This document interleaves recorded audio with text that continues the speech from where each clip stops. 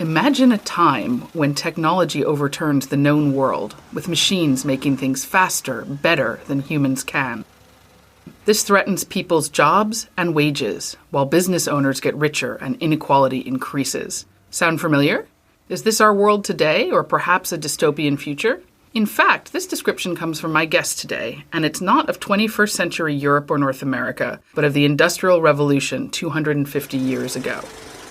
Never had anyone dreamed that a machine could do so much. Welcome to OECD Podcasts. I'm Kate Lancaster. Today we are talking about the technological wave rushing through our factories, farms, offices, homes. Some are warning that all jobs are at risk, while others are optimistic. After all, hard changes have eventually turned out for the better in the past, so why not now? To help us understand the issues at stake, I am joined by Bob Allen, Distinguished Professor of Economic History at New York University, Abu Dhabi. Bob, hello and thank you. Hi, Kate. Hi. You're at the OECD today as part of our New Approaches to Economic Challenges initiative.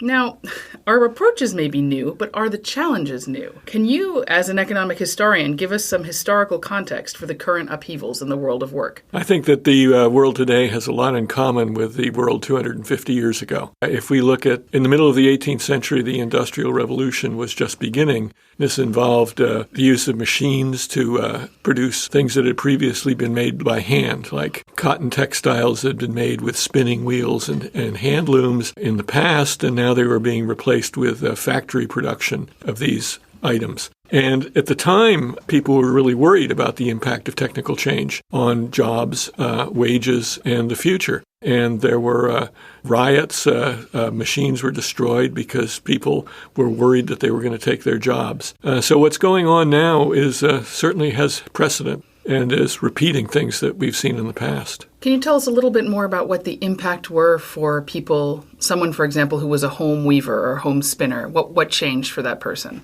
Well, actually, the first victims of casualties of technological unemployment were women who were spinning cotton and wool in their homes. So in the middle of the 18th century, Britain had a very, very large hand manufacturing sector, making textiles, metals, tools, and things like that with hand processes. And so at the center of this, the biggest of these industries was the textile industries. And the raw materials, the raw cotton or the raw wool, was converted into threads that were then made into cloth. And these threads were spun by women generally in their homes. People would bring them raw materials and they would do up the work and get paid. And so a big fraction of the population was doing that, a big fraction of the women. And when the factories came in, these jobs were all lost. And so women had never made that much money doing it, but it was an important supplement to family incomes, and its loss led to mass poverty. And so what is the difference between the kind of technology that replaced jobs then and what we're seeing now?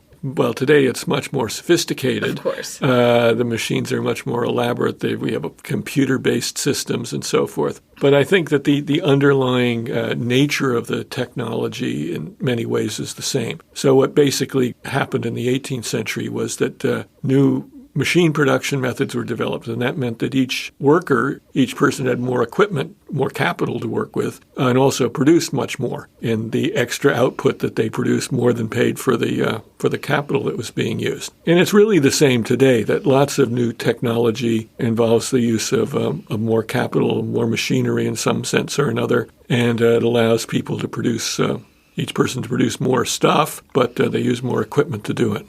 One of the things we've been hearing about recently at the OECD is this idea of not losing your job to a robot who's going to come in and take your whole job and you're out of work, but of task fragmentation, where parts of your job will become automated, will be replaced by a machine, but you will still be there. You'll be working with the machine instead of being replaced by a machine. Perhaps this is a change that's different from someone who loses their loom to a factory. In terms of how you've talked a bit about how technologies advance and unfold and people move to the next technology, I'm wondering what you would have to say about task fragmentation.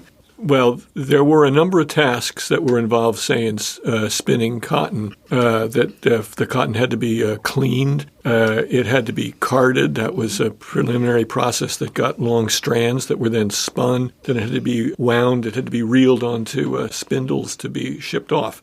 These were all done by usually one person, by a woman, or sometimes helped with the simpler ones by her children. And when this stuff moved into the factory, these became separate jobs and separate stages in the production process. And in fact, different machines were invented to do each of these stages. And so the kind of job task fragmentation that you're talking about develops in a very systematic way with factory production. Yeah, so the scutchers were machines that broke open the cotton. Yeah. And there were carding machines, and there were spinning machines, and in fact, spinning got broken down to a few stages, each with its own machine, and reeling and so forth. Yeah. And yet it still took less human labor than when the woman was doing it in her home. Oh, yeah, it was much faster. Yeah. It was much faster like that. So the price of cotton collapses. The cloth is very much cheaper today relative to anything that it was in the 18th century.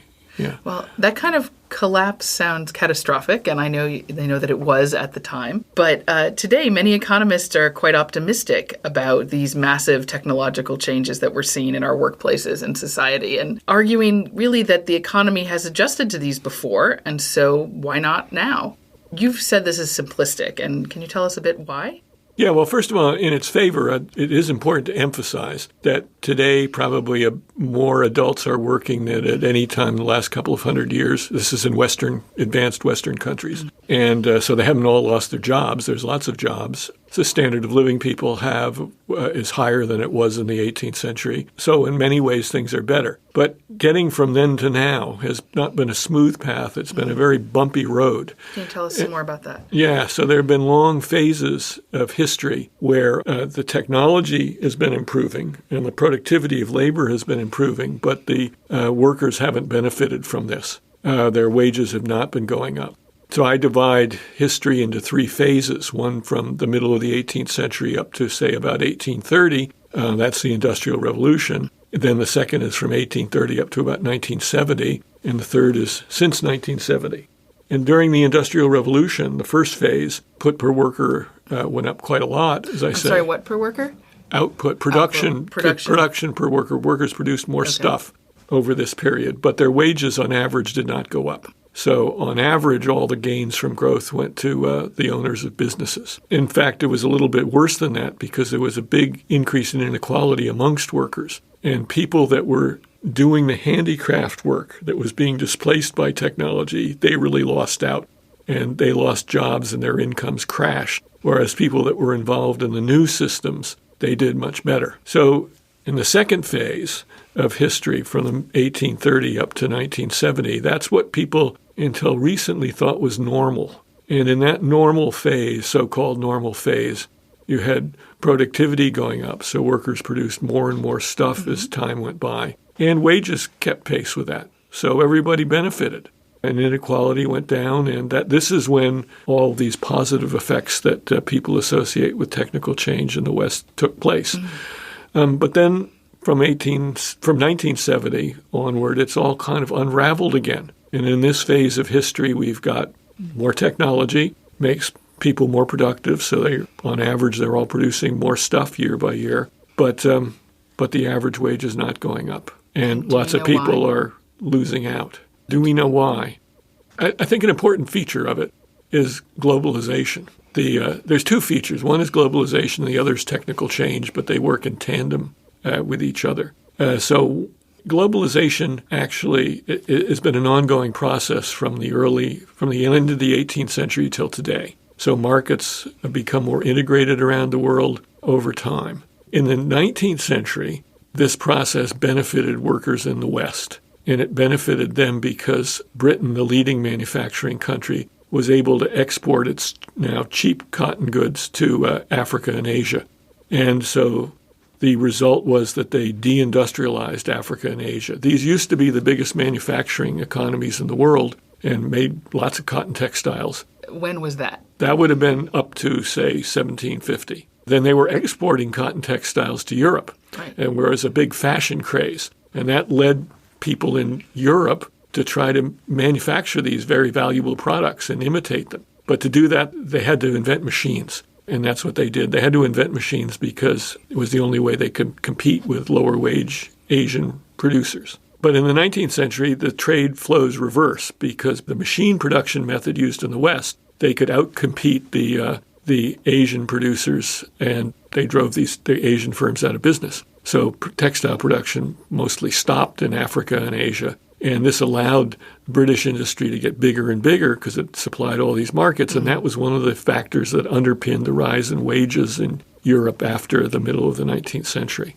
But today, it's all reversing again. So industry is finally taken off in East Asia. First it was Japan, then it was Taiwan and South Korea, and now it's China, exporting huge amounts of stuff to the West. And this is causing deindustrialization in the West. So we've got this systemic problem of unbalanced development leading to the destruction of what had been the kind of motor that had produced Western prosperity in the past. So if we're looking backwards, what kind of lessons can we draw for policy solutions today? It's hard to know sometimes. It's a difficult one. It's a very grand question. Yes. But I think the OECD, we specialize in that. That's right. Well, I think that some things are important. I think that so a common answer to your question is we should have more education, that the people that are losing their jobs don't have very much education often. They need different skills. They need retraining. Yeah, so retraining is going to help people who lose their jobs. Retraining programs are not always so successful. Educating the young so that people are better adapted when they become adults and start working, that's a good thing to do. But I don't actually think it's enough. I think that two things. I think we ought to think more exactly about how we can address both the effects of technology and the effects of globalization. So on the globalization issue, right now, the ascendant ideas are populist ideas, that we deal with globalization by reducing migration from poor countries to rich countries, and we stop trading. We prevent them from exporting their products, poor countries from exporting to rich countries. And I don't think freezing the process like this, freezing the state of world as it is today is the right thing to do. We've seen it's changed back and forth just in the past few hundred years, so is freeze even possible? Well, yes, that's true. But I think it's better. If we're going to do anything, I think what we ought to do is try to accelerate the development of the poor countries so that their wage levels rise and this problem of unequal trade disappears that way. And that way everybody in the world will be better off. So that's what I think our basic underlying idea ought to be. Finally, I think that we could have technology policies that are directed towards improving our own productivity. One of the things about technical change that's important is that it doesn't just happen on its own. Mm-hmm. It's the result of decisions that people make. Some of these are the incentives that individual businesses have to adopt technologies, but a lot of basic research is paid for by governments, universities, charities. And this basic research, I think, ought to be consciously directed towards establishing industries and technologies that will benefit all of us. Well, a last question for you. You're a university professor, and here at the OECD, we often have visits from high schools or universities. So what is your advice to these young people? You must see a new crop every autumn as they start their studies and look forward to their working lives. What lessons from the past do they need to know? I think that it's good to develop your intellectual abilities and your general skills, because you really don't know what the future is going to hold, and you may have to shift from one activity to another. So being broadly educated is a good thing. I think that there are lots of good jobs in technical areas, and I would certainly not discourage anybody from doing that. But my own experience is that actually even humanities graduates and social science graduates in general do quite well over the course of their lives. So I think that rather than worrying about which particular skills you learn at this stage, you're better off developing your general analytical abilities and your general skills that you can use to solve all sorts of problems. I'm Kate Lancaster, and you've been listening to OECD Podcasts. To find out more about the issues we've been discussing today, go to oecd.org. Thank you for choosing OECD Podcasts.